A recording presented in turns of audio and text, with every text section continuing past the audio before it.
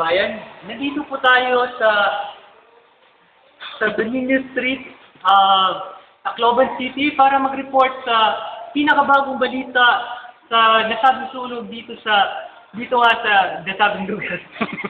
Napasok na tayo sa evacuation center para malaman kung ano ang mga nangyayari dito sa lugar.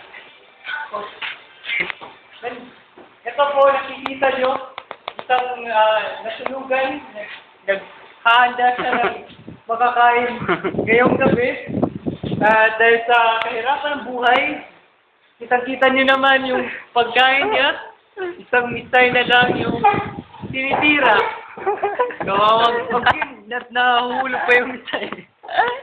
At yun po, ang isa sa mga sitwasyon dito sa lugar. At punta naman tayo sa kung makikita ninyo, isang biktima na nagkaroon ng isang grabing pinsala sa katawan. Nagtamo siya isang napaka-grabing third-degree burn kung saan umitim yung buong katawan niya at pati yung t-shirt niya dahil sa usok. Nag-blue yung pants niya dahil sa color ng urine sample. Urine ko. Dito na tayo sa mess hall. Ito po yung mahinahan ng putahe. Ito po yung 50% dissection kung saan pinipreserve yung 0.5% para sa kinabukasan ng pagkain.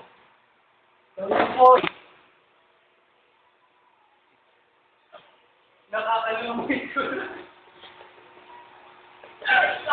Wala akong bilang sa blanket.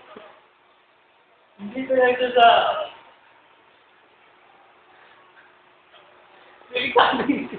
Grabe talaga yung sitwasyon dito. Naiiyak na tayo. Ito po, isang nasunugan. Umiyak po siya. Hindi na siya makapagsalita dahil sa... At ito po yung suspect. Sa sunog.